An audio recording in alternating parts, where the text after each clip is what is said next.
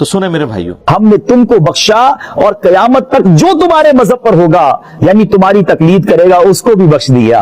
ए हनफियों तुम्हें मुबारक हो, क्या बात है? हजरत इमाम आजम अबू हनीफा रज़ियल्लाहु तआला अन्हु, आए हाय, आपकी सीरत इतनी शानदार है और इतनी, जिसको आप कहें कि उसकी जहते हैं कि अकल हैरान हो जाती है। आपने अपनी जिंदगी में 55 बार हज किया। जब आखिरी बार हज की सआदत हासिल की तो खुदाम काबा शरीफ ने आपकी ख्वाहिश पर बाबुल काबा खोल दिया। आप बड़ी इज्जो नियाज के साथ, आजी इंकिसारी के साथ बैतुल्लाह के दोनों सुतूनों के दरमियान खड़े हुए, नवाफिल पढ़ना शुरू किए। आपने 2 रकात के अंदर पूरा कुरान खत्म कर लिया। काबे के अंदर खड़े होकर 2 रकातों में पूरा कुरान पाक खत्म किया। फिर देर तक रो रो कर मुनाजात करते रहे। आप दुआ में थे कि बैतुल्लाह के एक गोशे से, एक कोने से आवाज आई, तुमने अच्छी तरह हमारी पहचान हासिल की और खुलूस के साथ खिदमत की। हमने तुमको बख्शा और कयामत तक जो तुम्हारे मजहब पर होगा यानी तुम्हारी तकलीद करेगा उसको भी बख्श दिया। हमने तुमको बख्शा और कयामत तक जो तुम्हारे मजहब पर होगा यानी तुम्हारी तकलीद करेगा उसको भी बख्श दिया।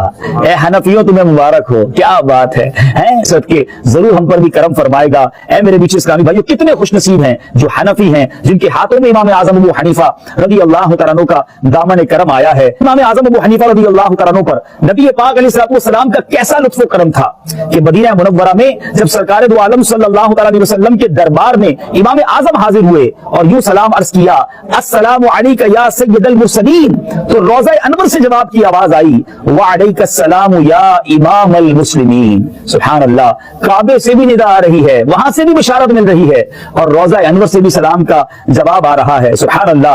एक रात जब नबी पाक अलैहिस्सलाम की ख्वाब में जियारत हुई, मीठे मीठे मुस्तफा सल्लल्लाहु अलैहि वसल्लम ने इरशाद फरमाया, ए अबू हनीफा, अल्लाह अज़्ज़ व जल ने आपको मेरी सुन्नत जिंदा करने के लिए पैदा फरमाया है। आप गोशा नशीनी का हरगिज इरादा ना करें, यानी आपको मना फरमाया गया। आपने भी इख्तियार नहीं की थी गोशा नशीनी, नियत की थी, मगर नबी पाक ख्वाब में आकर फरमा रहे हैं कि आपको अल्लाह ताला ने मेरी सुन्नत को जिंदा करने के लिए पैदा फरमाया है। गोया इमाम आजम को चुना गया।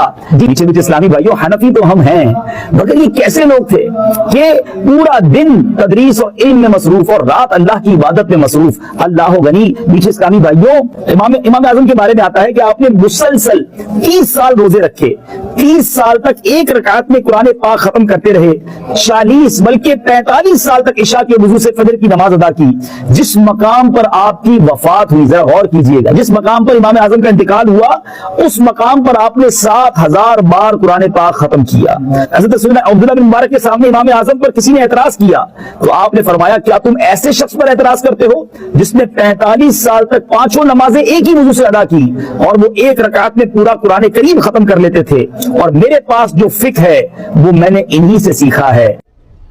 आपने अक्सर बुजुर्गों के बारे में सुना है कि जी रोजाना एक कुरान पढ़ते थे। कोई आगे जाता है वो कहता है जी रात को खड़े होते थे, एक टांग पे एक कुरान पढ़ते थे, दूसरी टांग पे खड़े होके दूसरा कुरान। जिसने थोड़ी लंबी छोड़नी होती है वो कहते हैं जी 3 कुरान रोज। खूंटी गाड़ी हुई थी दीवार में, कुछ भी समझ लें, हुक लगाया हुआ, उसको पकड़ लेता और एक टांग उठा लेता, बिस्मिल्लाहिर्रहमानिर्रहीम सूरह फातिहा से कुरान पढ़ना शुरू करता और उठाई हुई टांग जमीन पर उस वक्त रखता था जब पूरा कुरान खत्म कर लेता था। इसलिए कि हुजूर आपके मुजाहिदों की इब्तिदा क्या थी? आपने फरमाया मेरे मुजाहिदों की इब्तिदा ये थी कि इब्तिदा में मैं हर रात एक पांव पे खड़ा होकर एक कुरान करीम तिलावत किया करता था।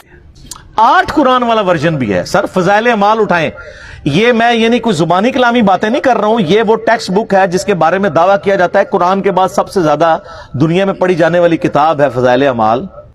तो ये फजाइल अमाल में लिखा हुआ है मेरे भाई कि एक बुजुर्ग थे रोजाना एक कुरान पढ़ते थे, एक और बुजुर्ग का लिखा साथ कि वो 3 कुरान रोजाना पढ़ते थे। फिर आगे के कहते हैं 8 कुरान भी रोजाना पढ़ते थे। और फिर लिखा कि इमाम अबू हनीफा रहिमहुल्लाह ताला रमजान शरीफ में 61 कुरान पढ़ते थे।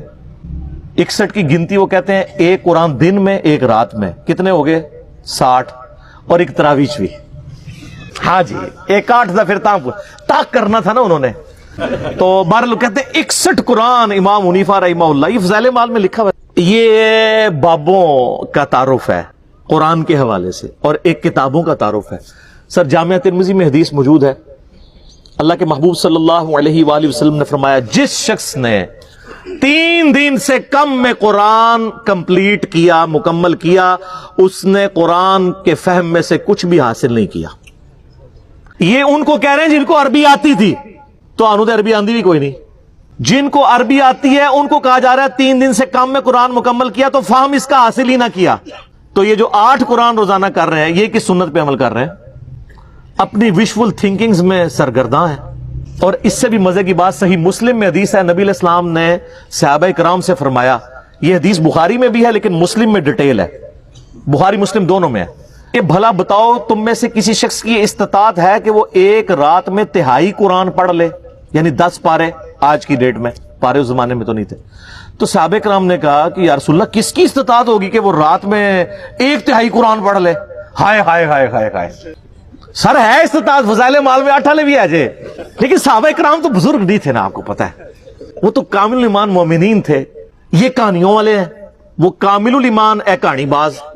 تو صحابہ نے کہا یا رسول اللہ کسی کی استطاعت نہیں. تو آپ نے فرمایا کہ سورۃ الاخلاص پڑھ لو، یہ 1/3 قرآن کے برابر ہے، 1/3 قرآن کے برابر ہے.